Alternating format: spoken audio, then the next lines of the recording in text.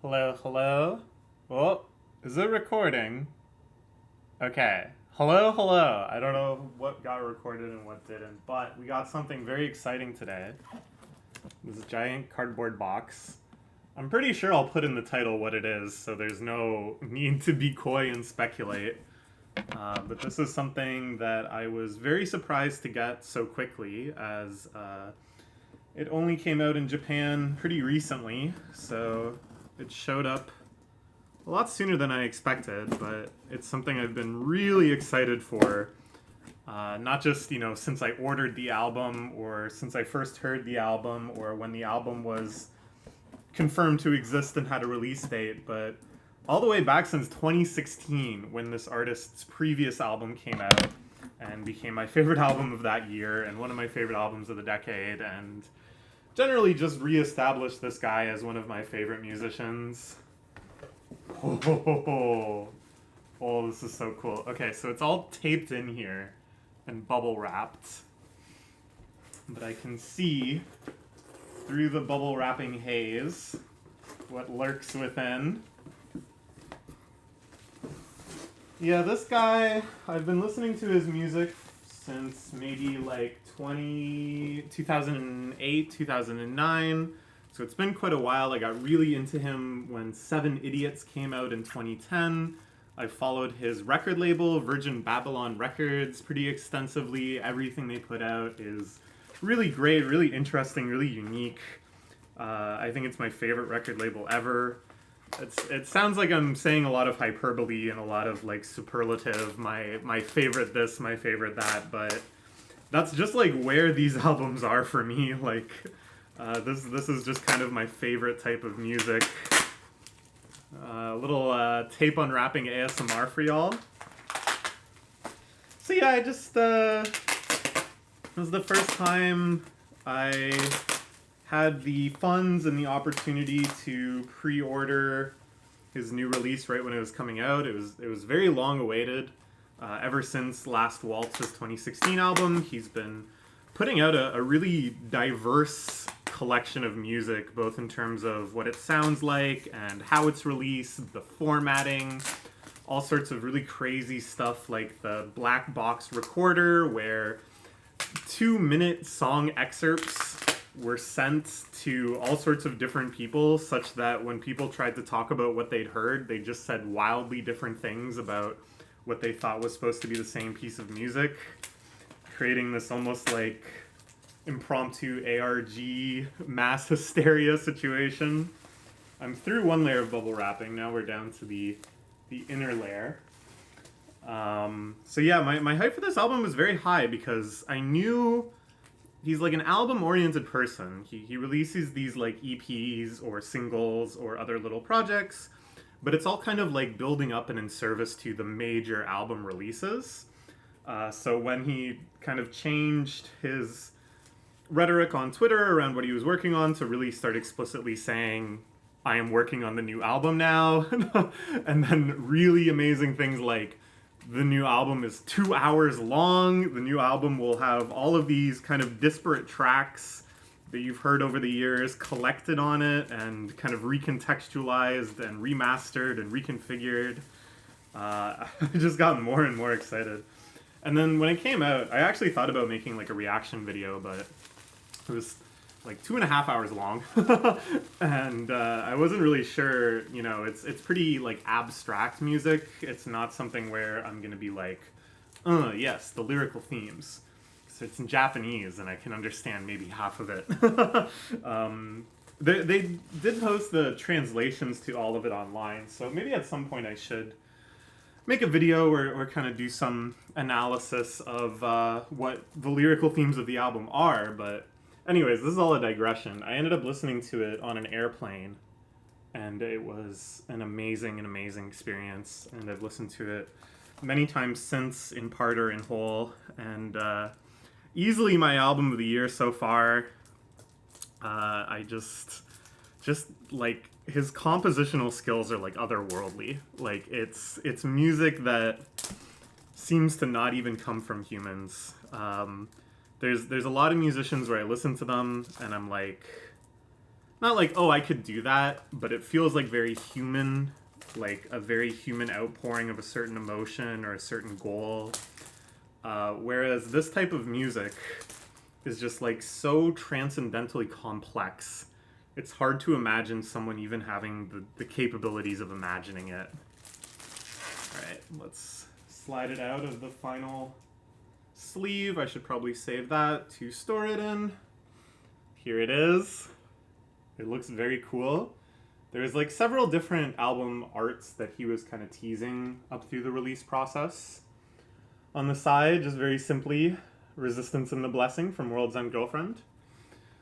I know he was very inspired by the old anime movie Night on the Intergalactic Railroad, and there was some like suggestions that maybe the title pertained to that in development, and some of the early candidate album art sort of pertained to that. But in the end, he went in a very different direction. As you'll see, these explosive, mind-boggling, impossible to like parse or focus on collages of flower imagery and other kind of like glitchy art effects on the back again, very simply. It's like he's used this sort of like flower imagery a lot in the past. One of the last Waltz videos was like a really cool effect of like flowers aging or burning in like fast motion as bugs crawled across them at like standard speeds. But this is kind of like a new aesthetic that sort of emerged in the run up to this album. That's like really like nothing else I've ever seen before. Like in this world of kind of like a lot of AI generated art and stuff, I think we're encountering this sort of phenomenon more and more where the eye can't even like render it down to like a familiar thing. Like our kind of pattern recognition, object recognition of like what's going on is like so out of whack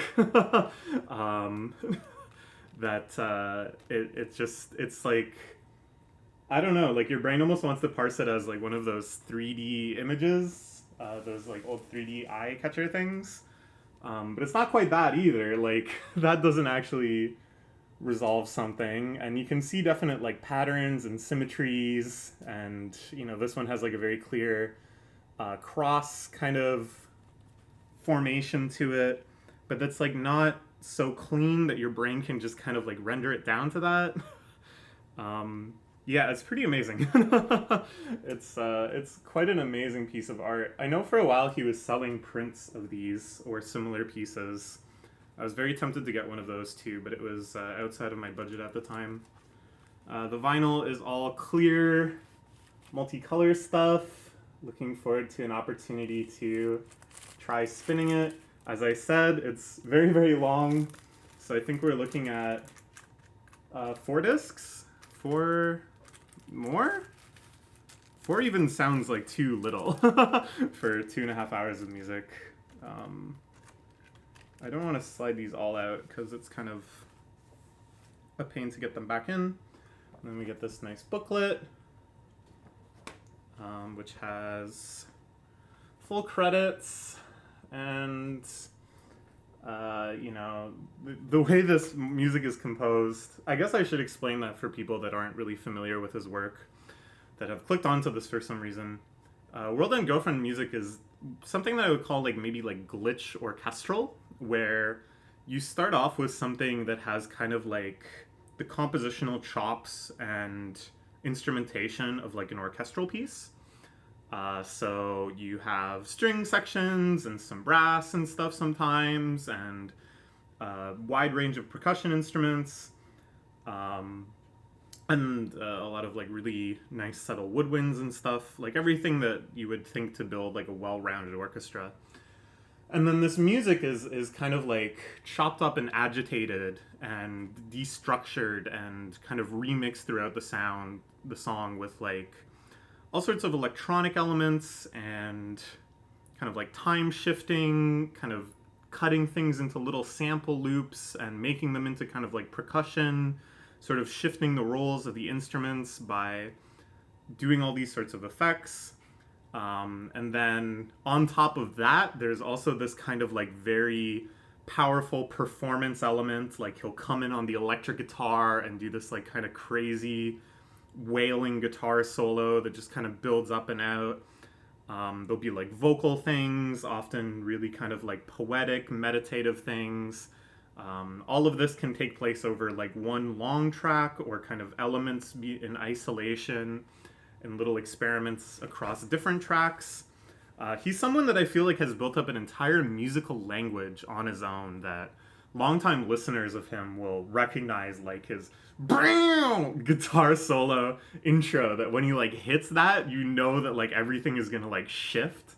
It's like his kicking it into the next gear sound. Like all these little examples of just kind of like musical cues that he's built up across the albums that like the more you get into this music and the more you kind of learn about all the different guest musicians and all the different like ideas that he's trying to bring to fruition in different ways, it just gets like all the more richer, all the more exciting. And here with this album, it's like by far the most experimental yet, by far the most diverse and out there, and like he's injecting like all new words into this musical language that you can like kind of pick up on throughout this very long, exciting album. Yeah, there's 4 LPs for 8 sides, over 35 tracks. Here we have the lyrics in Japanese and English, so this could be some good reading practice for me to try to kind of match up and translate them. I like that there was one that was actually sung in English, but it still provides the Japanese translation as well. Just really beautiful, like subtle backing of like the starry night as well. The starry, starry night being a regular theme of his aesthetically. Okay, and then this also doesn't have the transcription or translation of the very last song. And he was posting on Twitter, if you want to know the lyrics of the last song, just like DM me. I don't want to post it anywhere publicly, but I'll be willing to tell you privately. So I haven't done that yet. I am curious, but I think it would be very satisfying for me to use my own, admittedly pretty rudimentary, 私の日本語がちょっと子供っぽいですよね is what I often say, to try to transcribe it myself and translate it myself. I don't know if we'll get there, but I think, you know, that would be very satisfying if I could. So yeah, this doesn't have it either. And then on the back page, I wanted to find myself on here. There's a list of people that supported the album. I think this was like a limited time offer. You paid a little bit extra for the privilege of leaving a name that could be added to this list. I don't think it's in any order. So I also don't remember what I put. I don't know if I put Emily or Kitsta or what. So we're gonna try to do some speed scanning here. I'm pretty sure I did this. I was like excited to do this.